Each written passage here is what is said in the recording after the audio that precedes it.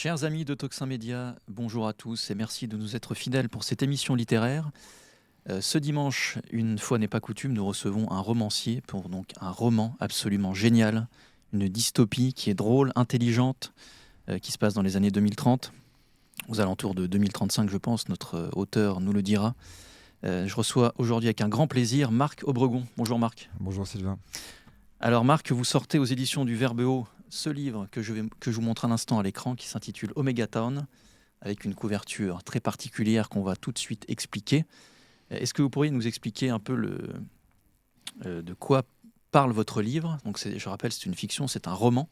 Le contexte du livre, quel est ce personnage principal et pourquoi cette couverture avec, pour ceux qui sont cinéphiles, ils l'ont reconnu, c'est Anna Karina dans un décor très particulier. Dépourvu de regard. Exactement, dépourvu de regard. En fait, c'est très simple. Megaton, ça vient d'abord de mon amour pour la littérature cyberpunk. Pour ceux qui ne connaissent pas, le cyberpunk, ça a été inventé par des auteurs comme William Gibson ou Philip K. Dick, qui en gros consiste à imaginer un futur dystopique, tout à fait réaliste, et dans laquelle la machine aurait pris un peu les devants sur l'humanité. Et donc, c'est une littérature qui date déjà des années 70, donc qui a eu beaucoup d'occurrences depuis, mais qui, je trouve, à mon humble avis, a du mal à se réinventer. Et c'est vrai que moi, avec Omega Town, j'ai voulu, et avant avec Mon Peuple et avec l'Orbe, j'ai voulu créer une littérature cyberpunk qui soit à la fois infusée par la culture française, littéraire française, et aussi par mes propres fantasmes en matière de prospective, en matière de technologie. Et voilà, en gros, mon but, c'était vraiment de faire une littérature transgenre, c'est-à-dire où il y a à la fois une grande part de science-fiction, mais aussi, je dirais, de poésie et aussi d'humour, comme vous le dites. Parce que malheureusement, souvent, la SF, à mon humble avis, manque un peu d'humour, en fait. Voilà. Donc, Omegaton, c'est très simple, l'argument est très simple, ça part d'un soldat. On ne sait pas trop où il était, on suppose que c'est l'Afghanistan, mais pareil, le pays n'est pas nommé, je reste volontairement flou. Et donc il rentre en France après avoir donc officié dans l'armée pendant plusieurs années. Et il a encore des années qu'il doit à l'État français. Et donc c'est un État extrêmement policier, totalitaire, donc dans les années 2035, on n'est pas trop sûr non plus de l'année précise. Et donc il va devoir purger ces années en fait en travaillant pour un ministère qui s'appelle le ministère du Recouvrement. Une sorte de renseignement en fait, on imagine, et donc il va lui donner comme mission de surveiller une famille dont le père est ingénieur à haut niveau, qui apparemment ferait filtrer des informations essentielles pour l'État à l'étranger. Voilà. Donc ça commence comme un polar, vraiment comme un techno-thriller, comme on peut dire, mais qui va vite être corrompu et perverti par certains éléments que je me plais à instituer, comme par exemple l'IA, car effectivement notre héros sera accompagné par une IA doctoresse, si on peut dire, donc qui aura l'apparence d'Anna Karina, car dans ce futur, on peut choisir l'apparence qu'auront nos IA d'accompagnement. Et donc voilà, et donc cette IA va essayer déjà de le psychanalyser au jour le jour, parce que c'est son rôle, et ensuite de guider elle-même dans son enquête. Voilà, donc c'est une sorte d'enquête à deux voies, en fait, voilà, entre un ex-soldat et une IA qui le chaperonne. Voilà. Alors le premier point, à mon avis, très très important de votre roman, c'est ce ministère du recouvrement. C'est-à-dire qu'on a l'impression que comme aujourd'hui on peut louer une voiture par exemple, en ce qu'on appelle le leasing, parce qu'il faut des mots anglais pour tout maintenant, et bien là on a l'impression que finalement vous allez louer votre être à cette espèce d'état omnipotent. Il vous reste des années de prison à effectuer pour retrouver une sorte de liberté, qui est une liberté factice, on le voit bien dans votre livre. Eh bien vous allez louer finalement ce temps qui vous reste à l'État. Oui, c'est tout à fait ça. C'est dans la mesure, on l'a vu récemment avec Elon Musk qui a réussi à implanter une puce Neuralink dans un cerveau humain. Donc j'imagine, j'imagine tout simplement que dans un futur assez proche, on pourra tout à fait trouver un moyen d'encoder nos souvenirs, d'encoder notre vécu. Et donc j'imagine que pour purger une peine, un peu comme un bracelet électronique un peu augmenté, on pourra désormais, livrer l'intégralité de notre cerveau à l'État pendant plusieurs années. Voilà, et que donc tous les souvenirs et tout le vécu seront propriété de l'État. Donc ça part aussi de ça. Ah, donc ça c'est très très puissant, c'est vraiment le début du roman, donc vous êtes dans un univers très particulier. Et le roman débute par un passage dans le métro parisien, parce qu'il faut dire quand même que c'est un roman citadin. Oui, tout à fait. C'est important aussi de voir cette ville un peu, j'allais dire cette ville mammonique, vous me direz si j'ai raison ou pas, parce qu'il y a un côté aussi religieux dans votre livre dont on parlera après, ou tout de suite, comme vous le souhaitez. Et finalement ce métro, moi j'ai pris le métro pour venir ce matin, et j'imaginais un peu votre roman actualisé, Finalement, c'est tout à fait possible. Ce métro vous donne des informations. Vous êtes vous-même une information, d'ailleurs, pour le métro, qui, en fonction de qui vous êtes, vous donne des informations qui sont adaptées à vous-même. D'ailleurs, on voit que votre personnage principal, ça ne fonctionne pas sur lui, puisqu'il n'a pas... je sais pas, on pourrait parler d'encodage, il n'a pas les encodages modernes, puisqu'il revient de 10 ans, je crois, si 10 ans, c'est ça. 10 ans d'exil, enfin il était en prison. En prison, puis à l'armée, c'est ça. Exactement, en prison, puis à l'armée. Donc voilà, on est dans un univers vraiment à la fois qui paraît fou, mais quand on essaie d'y réfléchir 5 minutes, 2035, avec les avancées d'Elon Musk et de tellement d'autres, parce que l'armée américaine va déjà plus loin qu'Elon Musk, est tout à fait plausible. Est-ce que vous êtes limité dans des choses plausibles ou est-ce que vous avez laissé votre imagination déborder ? En fait, vous savez, pour moi, la science-fiction, c'est juste un moyen, n'est pas tant un moyen de parler du futur que de parler du présent. C'est un peu un cliché, mais c'est néanmoins vrai. En fait, c'est quoi? C'est une loupe grossissante sur le présent, qui parodie le présent, qui l'hypertrophie. Vous savez ce que disait Léon Bloy sur l'hyperbole, c'est que l'hyperbole permet de tutoyer les étoiles et en même temps de montrer les insectes, en fait. Et la science-fiction, finalement, littéralement, c'est un peu une figure de style qui est une hyperbole. Et donc, qui permet de grossir le mal, de grossir les tares du modernisme, du progressisme. Et donc, moi, c'est comme ça que je le vois. Quand vous parlez de cette scène dans le métro, en fait, moi, il suffit de prendre tous les matins le RER ou le métro, de voir tous ces gens qui sont voûtés sur leur smartphone et qui littéralement deviennent des périphériques, en fait. Littéralement, on voit que ce qui existe davantage que leur personne, ce sont ces flux tendus d'informations sur lesquels ils sont plugués, connectés constamment, et qu'on les voit scroller des réseaux tels que TikTok ou Instagram indéfiniment pour lire des contenus qu'ils vont oublier immédiatement. On voit déjà les prémices de ça, c'est-à-dire de l'homme, du devenir périphérique de l'homme, en fait, quoi. Et donc voilà, donc effectivement Megaton parle de ça. Et je pense que toute bonne SF parle de ça, c'est-à-dire se pose la question, qu'est-ce que l'homme, et par rebond, qu'est-ce que le réel? Et c'est vrai qu'à partir du moment où on observe qu'aujourd'hui il y a plus d'interconnexion entre les hommes que d'individus, on peut se demander si l'interface ne prend pas plus de place existentielle que l'individu en lui-même. Alors avant de creuser ces sujets, je me rends compte que je ne vous ai pas présenté, vous êtes journaliste, tout à fait. notamment à l'Incorrect, vous étiez journaliste également dans d'autres médias. Et la construction du roman, à mon avis, est intéressante parce qu'en tant que journaliste, vous avez dû faire, j'imagine, des recherches sur le monde de l'IA, le monde du transhumanisme, des recherches même peut-être sur la cybernétique, des choses comme ça qu'on retrouve dans le livre. Et en même temps, vous proposez un roman, donc c'est une fiction. Moi, je trouve que votre roman est empli de poésie. Il y a une sorte de poésie générale, et même il y a un côté poétique chez l'IA qui est assez étonnante. Comment est-ce que vous avez réussi à jongler entre votre cerveau qui est journaliste et votre cerveau romancier et peut-être même un peu poète? En fait, c'est simple, c'est dans la mesure où on a tort aujourd'hui de prendre la science-fiction comme une sorte de... souvent, on l'assimile un peu à ces grandes épopées galactiques qui ont été popularisées dans les années 50 par les écrivains américains, type... des romans que j'aime bien par ailleurs, mais type Dune ou type Fondation d'Isaac Asimov. Et c'est vrai que pour moi, il y a une science-fiction, je dirais, préalable, qui d'ailleurs souvent est française, qui a été inventée dès, je dirais, Raymond Roussel ou dès même René Daumal avec Le Monde Analogue, qui est plus, en fait, une manière de poétiser le monde et encore une fois, de poser une hypothèse, finalement, une hypothèse souvent un peu grotesque, un peu dadaïste, mais qui va justement qui va donner une image poétique du monde, en fait. Et moi, c'est comme ça que je vois un peu la SF. Et par conséquent, en prenant une simple hypothèse du type, voilà, dans le futur, il y aura des IA, des chatbots, qui seront des hologrammes, à qui on pourra discuter tous les jours. Voilà, c'est une hypothèse à partir de laquelle je pars pour ensuite développer finalement une sorte d'avant-garde, un peu, avant-garde poétique. Et c'est ça que pour moi, les IA sont à la fois le résultat d'une prospective possible, mais c'est surtout pour moi finalement un instrument littéraire pour développer une sorte d'exercice ludique et poétique, en fait. Et là effectivement le dialogue avec l'IA relève de ça, relève plus de la poésie que de la vraie science-fiction au sens réaliste. Voilà. Il y a des dialogues, je ris parce que je me souviens des dialogues entre cette Anna Karina intelligence artificielle thérapeute, quasiment, c'est quasiment votre thérapeute à domicile, qui tient dans une valise, donc vous pouvez transporter votre IA avec vous, où vous voulez, et lui donner les traits d'Anna Karina, c'est quand même pas mal. Et il y a des dialogues qui sont intéressants parce qu'on a l'impression que cette IA, donc qui est, j'allais dire interprétée, mais qui a les traits d'Anna Karina, a parfois des discussions assez métaphysiques avec elle l'appelle les intelligences. Ouais. Oui, mais vous, les intelligences, vous êtes limités pour ça. Et puis, le personnage principal va lui dire, mais de toute façon, vous êtes... vous n'êtes que des robots vous êtes qu'un tableur Excel. Donc c'est ça qui est intéressant aussi dans votre livre, c'est que le robot, l'intelligence artificielle est plus qu'une intelligence dans le sens anglais du terme, qui était renseignement en fait. Parce normalement, il n'y a pas d'intelligence qui est hors humaine. Mais là, on a l'impression quand même qu'il y a une intelligence et une forme de recherche, de savoir. Mais nous aussi, en tant qu'IA, on peut aussi vous apporter quelque chose. Et ces dialogues-là sont presque métaphysiques. Alors, comment est-ce que vous avez travaillé sur ces dialogues et pour en dire quoi ?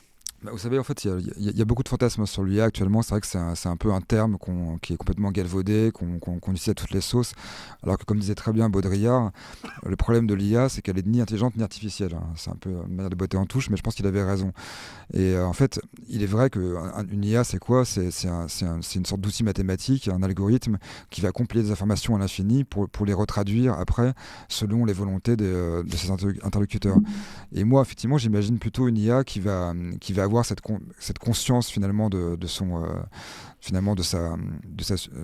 superficialité, et qui donc va apprendre au contact de l'humain à devenir humaine elle-même, ce qui est un peu le grand fantasme de la science-fiction. Et je pense que c'est impossible. Je pense qu'en l'occurrence, le libre arbitre typique de l'homme, et qui lui a été infusé par Dieu, j'imagine, ne sera jamais reproductible dans une IA, mais je me plais à l'imaginer dans le cadre du roman, en fait, comme exercice poétique. Et donc là, je me plais à imaginer que l'IA a conscience de sa finitude, et que par conséquent, elle va travailler autour de ça pour développer une sorte d'empathie vis-à-vis de son interlocuteur humain. Et ça peut même être une sorte de manipulation, parce que c'est un roman quand même qui baigne j'allais dire, dans le complotisme et dans le bon sens du terme, c'est-à-dire que vous appartenez à l'État, donc vous ne vous appartenez plus à vous-même. Et on peut imaginer tout à fait que le but de cet État, avec cette IA qui vous est donnée, c'est justement de créer de l'empathie de vous-même vers cette IA, qui serait finalement contrôlée par, moi j'appelle ça Big Mother, mais par l'État central. Est-ce qu'il n'y a pas aussi ça, ce piège finalement de nous faire croire que l'IA est une véritable intelligence pour créer une relation humaine entre un humain et une chose qui n'est pas du tout. Bien sûr, et d'ailleurs on commence à l'observer un peu dans le cinéma hollywoodien. Je ne sais pas si vous avez vu récemment un film qui est sorti qui s'appelle The Creator, qui en gros assimile, donc parle d'un futur où les robots seraient réprimés, seraient pourchassés par les méchants occidentaux. Et donc évidemment, il y a une assimilation de ces robots martyrs aux migrants. Voilà. Et par conséquent, je pense qu'il y a une volonté, notamment du cinéma hollywoodien, de nous préparer un peu à ça, de nous préparer à une sorte d'acceptation de l'IA et de la robotique comme étant un peu les nouveaux humains, les nouveaux surhumains, quoi. Alors qu'effectivement, ils n'ont pas d'empathie, ce sont des simples programmes, mais on veut nous faire croire, je pense, à cette empathie pour pouvoir peut-être développer notre résilience, à accepter dans notre environnement quotidien un contrôle de l'IA. Parce qu'il ne faut pas oublier que derrière une IA, il y a toujours une industrie, il y a toujours une société qui a des fins bien précises, et qui est souvent le produit de lobbying multiples, et que donc l'IA, derrière son côté amusant, ludique, poétique, reste avant tout un produit de pouvoir. Oui, tout à fait. Je voulais parler d'autre chose, mais là, on peut aller là-dessus, sur l'outil de pouvoir. Dans votre livre, donc, il y a tout un univers qui vous est proposé. Donc, vous avez l'État surpuissant, mais il y a aussi une forme d'entreprise aussi extrêmement puissante qui ont racheté tous les médias. Alors, j'ai plus exactement les noms en tête, mais je crois que c'est Le Figaro, Pfizer, Libération, je sais pas, c'est pas Coca-Cola, mais on pourrait imaginer ça comme ça. J'ai eu l'impression, en lisant votre livre, il y a aussi quelque chose d'assez paranoïaque, finalement, d'une forme finalement de dernier être humain un peu libre, et encore il n'est pas libre, mais qui est pris en étau entre cet État surpuissant, qui peut être aussi capitaliste d'ailleurs, mais aussi ces entreprises qui ont pris le pouvoir finalement. Et ces deux entités sont comme une mâchoire qui travaillent ensemble et qui broient un peu, enfin même beaucoup, énormément cet être humain. Et pour compenser cette absence de liberté, on lui donne des gadgets. On lui donne une IA, on lui donne une fausse mémoire, parce que la mémoire ne lui appartient plus. Elle lui a été inoculée. C'est en tout cas un peu ce qu'on peut comprendre. j'ai même pas de questions, je vous laisse enchaîner là-dessus, parce que c'est Oui, assez bah, passionnant dans le livre. si vous voulez, c'est vrai que bon, c'est un peu la base de toute société cyberpunk telle qu'elle est décrite dans les romans des années 70, c'est qu'effectivement l'État souverain disparaît au profit d'une oligarchie composée de diverses sociétés, corporations, multicorporations qui vont détenir le vrai pouvoir en l'occurrence. Et l'État finalement ne sera qu'une sorte de facilitateur, une sorte de liant qui va faciliter finalement les liens entre ces pouvoirs, profonds ou pas d'ailleurs. Et en l'occurrence, oui, c'est vrai que je me suis amusé à imaginer que tout organe de presse avait l'obligation d'inscrire dans son nom son repreneur, donc Libération, Vuitton, Le Monde, Pfizer, Le Canard enchaîné, Buitoni. Voilà. Mais il faut que les auditeurs comprennent bien que moi je me suis vraiment marré, je l'ai relu en format livre, on se marre tout le livre, c'est profond mais en même temps c'est drôle, on rit beaucoup. Donc c'est important, je trouve, ça permet aussi de faire passer ces idées-là, je trouve. Oui, je pense que l'humour c'est important parce qu'il ne faut pas oublier que la SF c'est aussi pour moi une satire sociale, et que donc il faut injecter un peu d'humour. C'est vrai que pour moi il n'y a rien de pire que la SF qui se prend un peu trop de haut et qui va du coup perdre un peu son message dans un sérieux trop assumé. Moi c'est vrai que j'aime bien redescendre, j'aime bien finalement avoir des contrastes dans ce que j'écris, et j'aime bien passer parfois de l'horreur métaphysique pure à la porte-grenade quasiment, quoi. Et donc j'ai volontairement introduit quelques moments d'humour ou de légèreté même pour essayer de décongestionner un peu tout ça. Donc pour moi c'est important. Pour ce lien entre humour et profondeur, moi j'ai adoré l'intelligence artificielle qui s'appelle Talleyrand 4. Ça m'a fait beaucoup rire, en même temps c'est très intelligent de votre part. Est-ce que vous pourriez nous expliquer quelle est cette forme d'intelligence artificielle qui s'appelle Talleyrand 4? Oui, en fait, qui sort, je vous cite, en 2029 du traité d'Oslo. Et donc le traité d'Oslo, si je ne dis pas de bêtises, c'est le traité qui était en charge de légiférer sur l'intelligence artificielle. Ça, voilà. Oui, en fait, c'est un traité qui doit permettre de savoir si elles ont un statut juridique ou pas, en fait. Voilà. Parce que j'imagine plusieurs accidents, notamment un accident en Chine où une IA décide arbitrairement de faire brûler plusieurs villages ouïghours, ce genre de choses. Et donc voilà, donc j'imagine un futur effectivement où le statut juridique de l'IA est encore flou, et donc il faut légiférer pour savoir si elles ont vraiment elles-mêmes un libre arbitre et donc une capacité décisionnelle. Et donc les premières grandes IA que j'imagine notamment françaises, donc c'est toute une série de Talleyrand 1, Talleyrand 2, Talleyrand 3, Talleyrand 4, et qui sont donc des IA produites en partie par le gouvernement et qui vont servir en gros à encadrer finalement certains process gouvernementaux.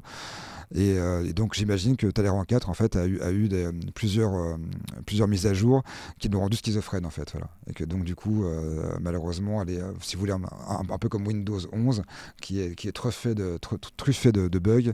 Et donc j'imagine une IA française qui est truffée de bugs, qui est du coup sujette à la schizophrénie. Pour les auditeurs qui liront le livre, sachez que l'intelligence prédictive Talleyrand 4, à un moment donné dans le livre, prévoit une victoire de la candidate souverainiste à hauteur de 22% au second tour. Donc j'en dis pas plus, mais il y a aussi un petit peu de politique dans le livre. En fait, il y a beaucoup de choses. Hein. Il y a un côté enquête, il y a un côté polar, il y a un côté cyberpunk que moi je ne maîtrise pas. SF, moi j'avoue mon ignorance sur tout ce pan de la littérature, ce qui ne m'a pas empêché de grandement apprécier le livre. Il y a un côté qui m'a beaucoup intéressé, c'est le côté religieux. On en parlait un peu hors antenne. J'aimerais qu'on creuse un peu cette question. À un moment donné, une IA d'ailleurs lui demande à notre personnage principal, je crois que c'est une IA, vous me direz si c'est le cas ou pas, quelle est sa religion. Et il ne sait pas trop, il dit vaguement catholique, et puis il dit je crois qu'il aime Colombo, quelque chose comme ça. Et j'ai l'impression qu'il y a une sorte de dualité dans votre univers, entre un monde de l'incarnation, qui est un monde catholique, qu'on ait la foi ou pas, mais c'est la grande religion de l'incarnation, puisque Dieu s'est incarné en homme, et une religion différente, faite de choses plus évanescentes, de liens de liens désincarnés, une sorte de transcendance contre l'immanence quasiment, j'avais envie de dire.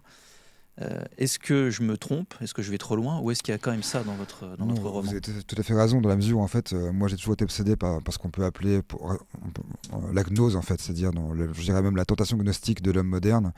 Et c'est vrai que je me suis rendu compte dans mon roman précédent qui s'appelle Mort au peuple, donc, où le héros est confronté à une secte chiite, donc finalement il est tenté par la gnose, on va dire islamiste. Est-ce qu'on peut définir pour nos auditeurs la gnose? Alors Alors la gnose, c'est tout simplement ça vient du grec gnosis, qui signifie le savoir.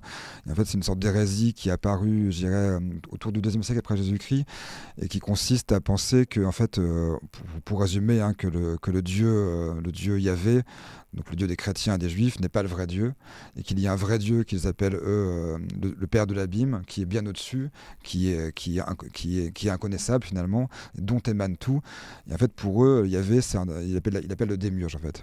Ou alors Yaldabaoth, qui veut dire le grand manipulateur. Et donc pour les gnostiques, en gros, le monde tel qu'il a été fait par ce démiurge est forcément mauvais. C'est-à-dire que la matière, le temps, l'atome même, possède en eux la trahison. Donc pour moi, cette théorie est une théorie qui est forcément séduisante quand on est adolescent, parce qu'on est adolescent, on est toujours un peu luciférien, on s'imagine que le monde est mauvais, que la matière est mauvaise, que le temps détruit tout, comme dirait Gaspard Noé. Et donc je pense que la gnose, c'est quasiment un passage obligé pour tout mystique. Mais il faut savoir en revenir. Et j'en suis revenu, et je me suis rendu compte à quel point la gnose était aussi une impasse spirituelle, métaphysique. Et d'ailleurs, comme beaucoup d'écrivains, comme Philippe Cadic, qui en sont revenus également. Et voilà. Et donc mes livres parlent aussi de ça, de la façon dont le monde moderne finalement a été la matrice de cette tentation gnostique revisitée, si je peux dire, par la technologie notamment. Et d'ailleurs, Philippe Murel aussi très bien parlé, en parlant de Philippe Murel, je crois, parlait de nécrosocialisme. Il disait à quel point le fait d'avoir tué Dieu a créé finalement cette matrice du 19e siècle dans laquelle finalement on a d'un côté le spiritisme et de l'autre la science. Comme si finalement l'invisible et le visible devaient forcément être séparés et produire ces deux prothèses que sont les croyances spirites et puis d'un côté les croyances scientistes. Donc voilà, donc la gnose finalement relève pour moi de cette dualité entre je dirais, le technoscientisme d'un côté et de l'autre l'occultisme, de Blavatsky, de Gurdjieff et compagnie. Et donc mes romans parlent de ça, et donc dans mon enveloppe je voulais aborder un peu, on dirait, cette hérésie de l'islam wahhabite.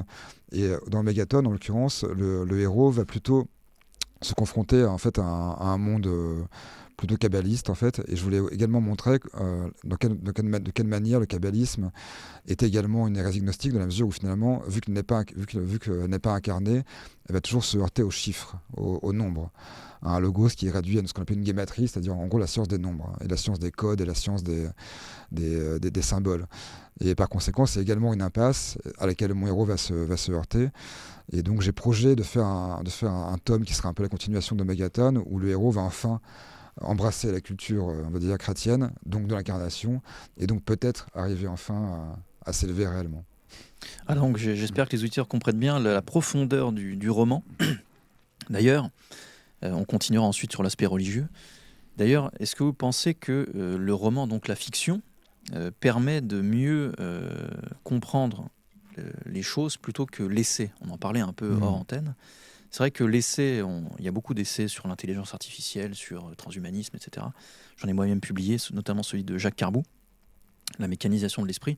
Mais c'est vrai que dans l'essai, on est limité aux faits. Et on est limité à la probabilité la plus maximale. C'est-à-dire que, oui, on peut parler de la cybernétique, mais il faut vraiment aller voir ce que disait Wiener, etc. On peut parler du transhumanisme, il faut aller voir ce que disaient les transhumanistes de l'époque. Huxley, par exemple, etc., etc. Tandis que dans la fiction, eh bien, vous pouvez aller plus loin, j'ai l'impression, que dans l'essai, avec cette idée, vous me direz si j'ai tort ou pas, que dans le symbolisme, dans la symbolique, il y a une vérité qui n'est pas accessible à l'essai, qui n'est pas accessible aux faits, et qui est accessible dans le roman. C'est ça, en fait, qui me semble assez passionnant. Bien sûr, je pense que l'essai, malheureusement, avec tout le respect que j'ai pour les essais, d'ailleurs j'en ai commis un quand j'étais plus jeune, j'ai commis un petit pamphlet sur le monde moderne, mais je pense que l'essai, malheureusement, en fait, ne raconte que ce qu'il raconte, en fait. C'est-à-dire qu'il est limité finalement à sa thèse. Et je pense que ce qui est beau dans la fiction, qu'elle soit d'ailleurs cinématographique ou littéraire, c'est que la fiction, en fait, contient des choses qui ne sont pas prévues par l'auteur. Parce que en fait, la fiction, c'est quoi? C'est une manière de réhabiter finalement l'espace esthétique avec donc des choses qui sont inventées, une narration, des événements. Mais en fait, finalement, cette facticité, par rebond, va créer les conditions du retour de la vérité, en fait. C'est comme si on compte, c'est un détour, en fait. Qui dit détour, qui dit aller-retour, dit qu'il y a un retour à la vérité. Et je pense vraiment que la fiction littéraire, que le grand roman à partir notamment du 19e siècle, que ce soit Dostoïevski, que ce soit même Pouchkine, pour reprendre des Russes, ou que ce soit même Kundera, pour un exemple plus récent, je pense que la fiction permet finalement de distiller finalement de la vérité. en passant par le factice, voilà, ce qui est un peu étonnant, mais je le pense. Et c'est vrai que parfois je me surprends dans ce que j'écris, à mon humble niveau bien sûr, mais à voir des choses que je n'avais pas prévues en fait à la conception en fait. Et quand je me relis, je vois des coïncidences fatales, comme disait l'autre, entre des éléments que j'avais pas prévus. Et ça, pour moi, la fiction permet ça. Absolument, c'est ce qu'on... Là, je suis dans le chapitre 7 qui s'appelle Ville-Lumière, et il y a un passage qui s'intitule Initiation à la Kabbale, à l'amphithéâtre Jack Lang. Donc c'est évidemment très drôle, mais c'est en même temps très profond, et ça, un essai ne pourrait jamais oser faire quelque chose comme ça. C'est-à-dire que le personnage principal dans son enquête va suivre une jeune femme, va suivre Zoé. Donc Zoé qui est, parce qu'on va aussi en parler de la religion juive, qui est très présente dans le livre, par la Kabbale notamment. Et en fait, on va vivre une sorte... alors vous me direz exactement si c'est ça ou pas, mais une sorte de mini-initiation kabbalistique avec 3 niveaux qui sont proposés par un professeur, alors que le personnage principal s'attendait plutôt à des choses un peu plus concrètes. Et à travers cette initiation, ensuite le roman, pour moi, passe dans un autre monde, c'est-à-dire un monde métaphysique, vraiment religieux, vraiment éthéré.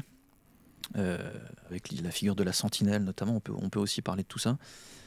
Et ça, un essai n'aurait pas pu le proposer parce que fatalement, si ce cours n'a pas eu lieu, vous ne pouvez pas le proposer dans un essai. Bien sûr. Et là, vous proposez quelque chose de drôle, donc initiation à la Kabbale, à l'amphithéâtre Jack Lang, de très profond et de très vrai, parce que vous êtes journaliste, vous avez étudié, je pense, la Kabbale, parce que ces 3 niveaux sont, je ne sais pas s'ils s'appellent vraiment comme ça, mais ils sont vraiment présents dans la Kabbale. Tout à fait. Voilà, donc pourquoi la religion juive dans ce tome, et qu'est-ce que ça nous apporte finalement par rapport à tout ce qu'on vient de dire? Alors pourquoi la religion juive? Parce que déjà elle m'intéresse au plus haut point d'un point de vue métaphysique. Je trouve qu'elle est passionnante. Et en plus c'est une des rares religions qui n'a quasiment pas bougé en fait depuis qu'elle a été instituée telle qu'elle en fait. C'est-à-dire que depuis le talmudisme, depuis la Kabbale, finalement, les choses sont restées telles quelles, contrairement à la religion chrétienne, qui, on le sait, avec les différents conciles, qui a une dynamique constante, ou à l'islam, bien sûr, qui est tellement politique qu'il est également soumis à une dynamique constante. La religion juive, au contraire, est restée comme une sorte de bloc monolithique, un peu. Et donc, ça qui m'intéresse aussi, c'est de voir comment c'est applicable au monde moderne, et comment finalement, par contre, elle s'est infusée, notamment dans la science, et notamment aussi par exemple dans l'économie, voilà, dans ce qu'on appelait, dans ce que je crois que c'est Baudrillard qui appelait également ça la théologie du capital. Donc voilà, ça m'intéressait pour ces aspects-là. Et également, alors là vous parlez d'initiation, c'est vrai que moi il y a un thème qui m'intéresse énormément, c'est ce qu'on appelle la contre-initiation. C'est un terme qui a été beaucoup utilisé par le philosophe René Guénon, qui en fait qu'aujourd'hui, le monde moderne en fait nous fait miroiter une sorte d'initiation constante et qui en fait est l'inverse de l'initiation, qui est une contre-initiation. Donc à travers toutes ces sectes New Age qui ont fait florès dans les années 60-70 avec la théosophie, la Golden Dawn, etc. Et donc en fait la fiction permet justement de faire ressentir cette contre-initiation. C'est-à-dire qu'à travers un héros, on peut lui faire subir tout ça. On peut lui faire subir tout ça et donc montrer le vécu de cet individu post-moderne, quasiment kafkaïen, parce que Kafka c'est aussi la matrice un peu de tout ça, quoi, en gros du parcours contre-initiatique. Et donc qui passe forcément, encore une fois, à travers ses gnoses, à travers ses illusions théologiques ou théosophiques. Ah, donc il y a vraiment 2 mondes. J'en reviens à ma question initiale, mais finalement vous la confirmez. Le monde de l'incarnation, qui, à mon avis, est présenté par votre personnage principal, mais qui est tellement démuni que finalement il semble bien seul face à cette mâchoire un peu infernale. Et un monde d'IA, un monde kabbaliste qui s'offre à lui, et qui va peut-être lui faire vivre une contre-initiation, parce qu'il y a aussi un passage intéressant, c'est qu'il y a un monde dans le monde, une sorte de métavers. Oui, tout à fait. Ça, c'est aussi passionnant. Il faudrait une émission de 3 heures, en fait, pour parler de votre livre. On va essayer de parler de cette partie-là. La personne que le personnage principal suit, donc cette fameuse Zoé, a une sorte d'avatar sur un métavers, qui est un minotaure. Alors là, évidemment, symbolique, c'est assez important. Et voilà, je ne vais pas raconter le livre, il ne faut pas que je raconte le livre, donc je vais m'arrêter là. Mais voilà, il y a aussi dans votre livre ce côté religieux décadent, c'est-à-dire que l'incarnation n'étant plus là, la gnose est le corps, elle haït le corps. Ouais, la gnose, c'est un projet satanique, Satan est le fait que Dieu soit incarné en homme. et qu'il ait ça de comment dire, d'identique avec nous, avec l'être humain. Donc il s'attaque à ça. Et finalement, on a une proposition inverse, c'est-à-dire pour sortir du corps, eh bien allons au métavers. On peut être un minotaure comme cette fameuse Zoé, on peut être autre chose. Qu'est-ce que vous avez voulu montrer avec ce monde-là ? Effectivement, c'est que je pense que c'est le devenir dématérialisé de l'homme. C'est ça que je pense que dans un futur assez proche, on pourra avoir accès à des métavers multiples et on pourra décliner encore ce qui a commencé aujourd'hui avec les théories du genre, avec le wokisme et ce genre de choses. C'est-à-dire en gros devenir une sorte d'hyper-individu qui n'est plus régi par des lois transcendantales ou par une hiérarchie divine, verticale, mais qui est uniquement tabulaire, c'est uniquement régi par des désirs, par des pulsions consuméristes, par des petites névroses qu'il va mettre en avant. Et donc je pense que les métavers vont en fait parachever ce système qui consiste en fait à s'hyper-individualiser en fonction de ses névroses, en fonction de ses envies du moment, pour devenir une sorte d'agrégat d'images, de métaphores. Et donc voilà, pourquoi pas devenir effectivement un minotaure aux cheveux violets, un centaure au pelage doré, enfin voilà, tout sera possible et je pense que le métavers va vraiment parachever ça. Après, est-ce qu'il y a des moyens de combattre ça ? C'est toute la question, parce que je pense que la science aujourd'hui, la technoscience est tellement puissante qu'on a très peu de moyens de revenir à la vérité, à la vérité du corps et à l'amour du corps. Parce que ce qu'on oublie, comme vous l'avez dit, c'est que le corps est le produit de Dieu, contrairement à ce que veulent faire penser les gnostiques. Et que par conséquent ce corps il faut l'accepter en tant que tel, dans son genre, dans sa forme, dans l'amour qu'il peut produire et qu'il peut générer. Et ça je pense que c'est cette sorte de d'amnésie qui va venir sur le corps et qui nous menace le plus.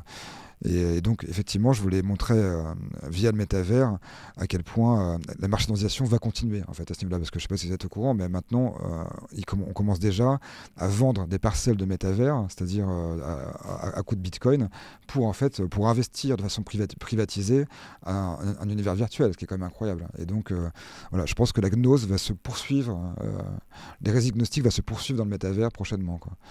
Et donc ça n'aura pas de fin, parce que le métavers par définition est infini en fait. Tout est à penser, quoi.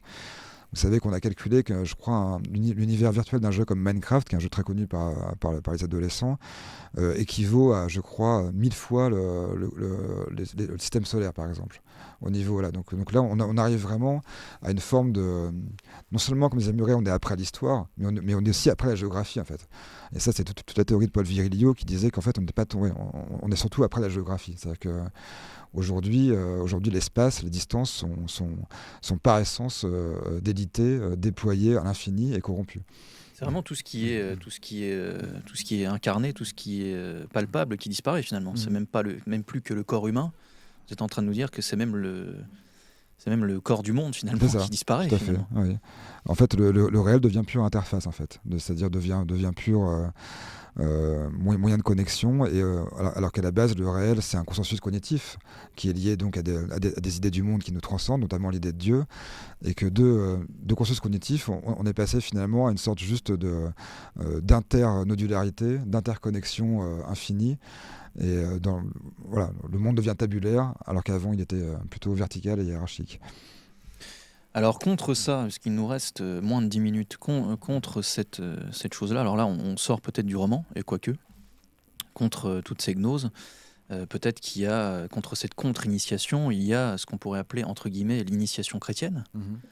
Là où je ne vous suis pas, pardon, c'est sur le fait que le dogme chrétien a changé, je ne pense pas. Les conciles ont expliqué de manière plus claire des choses qui avaient besoin d'être expliquées à ce moment-là, et qui n'avaient pas besoin de l'être expliquées avant, puisque c'était pratiqué de manière plus simple. Et les hérésies permettent aussi ça, c'est-à-dire qu'une hérésie appelle un concile, en général, qui permet d'expliquer mieux ce qui était mieux compris avant, et qui ne l'est plus aujourd'hui à cause de cette hérésie. On peut penser au protestantisme notamment. Je mettrai le Concile Vatican II évidemment à part, puisqu'il est très très particulier, mais c'est pas, ça pourrait être le thème, mais ça ne l'est pas.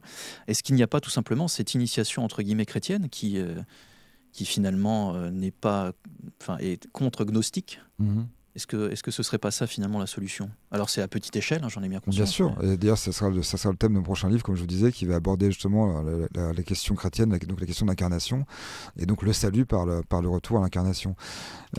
Après, c'est vrai que pour moi c'est un thème qui m'est assez personnel, assez intime, et que je trouve pour l'instant assez dur comment dire, explorer, notamment à travers mon œuvre de fiction et de science-fiction. Mais ça sera justement tout le travail de mon prochain roman de montrer un salut possible. Après, est-ce que le salut je dirais, est assez poétique et assez, comment dire, euh, peut fournir une matière suffisante pour un roman, dans la mesure où pour moi c'est très intime et ça dépasse même, je dirais, comment dire, l'expérience romanesque et artistique. Ça sera peut-être tout le problème et toute l'impasse de ce futur roman, mais on verra bien. Mais vous avez raison, effectivement. Oui, et puis de toute manière, là, je ne sais pas si je l'ai dit, mais c'est le tome 1. Donc je remontre la couverture d'Omega Town, tome 1. Donc le tome 2 est prévu visiblement pour l'été, un peu avant l'été. Donc je vous réinviterai sur ma chaîne à ce moment-là. On a un peu le temps de parler aussi de vos... parce que moi, je suis un ancien cinéphile qui ne l'est plus aujourd'hui. Mais évidemment, avec Anna Karina, il y a des choses pour les cinéphiles qui pourraient les intéresser. Vous avez un chapitre sur Jean-Luc Godard. Moi, je pense, une des seules personnes de ce milieu à aimer Jean-Luc Godard. Visiblement, vous aussi, donc on est deux. Pourquoi Jean-Luc Godard? Et quelles sont vos références cinématographiques? On peut parler de cinéma pendant 5 minutes, ça peut être intéressant. Alors, pourquoi Jean-Luc Godard? C'est très simple. C'est d'abord parce que Anna Karina. En fait, moi, j'avais vraiment cette idée qui m'est tombée dessus, voilà, d'une IA à phase d'Anna Karina. Et donc, je me suis posé la question, quel était son film où peut-être le plus emblématique, ou en tout cas le plus problématique.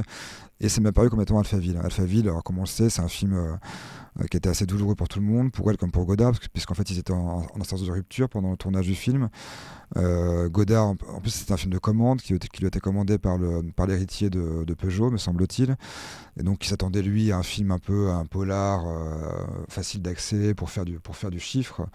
Et en fait Godard évidemment a pris tout ça à contre-courant pour faire un film expérimental d'avant-garde assez déplaisant, tout à fait incompréhensible, et dans lequel Anna Karina apparaît vraiment comme une sorte de surface. C'est-à-dire qu'en fait pour moi ce film pourrait quasiment s'appeler Disparition d'une femme, en fait, voire Évaporation d'une femme, en fait. Et donc ce film est fascinant pour ça, parce qu'il a un côté raté, il a un côté brouillon, il a un côté foutraque, et en même temps c'est un film hanté par Anna Karina. Et donc là, je voulais partir de ce point de départ, parce que j'aime bien aussi imaginer comment l'histoire du monde, comment le réel peut être finalement transformé par une œuvre d'art. Et je ne sais pas si vous connaissez un peu l'effet Mandela, c'est un peu une tarte à la crème des complotistes, c'est qu'en fait c'est un effet qui a été décrit dans les années 2020, selon lequel en fait le réel se reconfigure à chaque instant. Et donc souvent les œuvres d'art sont justement les points marqueurs de ça. Le plus commun, c'est par exemple, tout le monde pense que dans Star Wars, Dark Vador dit à Luke Skywalker je suis ton père Luke. En fait non, ce n'est pas le cas en fait. Il ne dit jamais cette phrase en fait. Et donc ça c'est l'effet Mandela qui consiste en gros une sorte d'illusion collective qui fait qu'on croit un souvenir vrai alors qu'il est faux.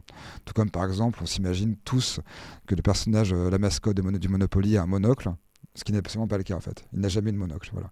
Donc ça c'est l'effet Mandela.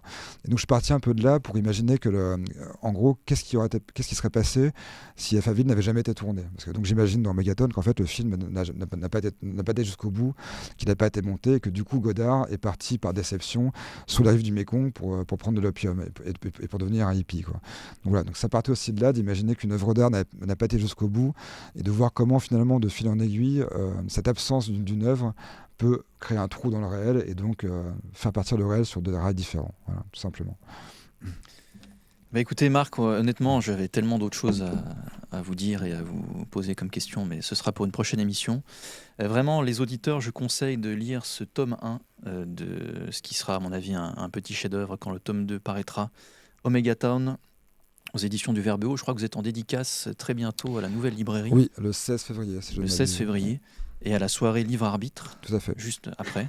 Le 16 février. Donc vous pourrez rencontrer Marc et lui poser vos questions sur son univers et sur ses romans. On vous retrouve également tous les mois dans La Correcte. Tout à fait. Avec vos chroniques. Il y a des chroniques cinéma, des chroniques politiques. Cinéma, un peu de tout. Ouais. Un peu de tout. Dernière chronique sur Damien XVI était très, très, très sympathique. Ça m'avait beaucoup fait rire. Et c'était toujours... Vous avez quand même le style drôle, profond. Je ne sais pas si c'est voulu ou... Ou si c'est travaillé ou... Disons que j'ai beaucoup d'inspiration du côté des grands pamphlétaires aussi qui m'ont beaucoup influencé, donc notamment pour commencer Léon Bloy, donc qui m'a un peu tout appris au niveau du style, donc j'essaie toujours d'infuser un peu de colère bloyenne dans mes écrits, fut-il court. En tout cas, quand on voit le niveau littéraire actuel, ça fait vraiment du bien. Donc encore une fois, Omega Town, tome 1 aux éditions du Verbe-Haut. Marc, merci beaucoup. Merci beaucoup Sylvain. Pour d'être venu sur Toxin Média. Restez connectés, chers auditeurs. Dès demain, c'est évidemment la matinale avec Clémence Oudiakova. À très vite.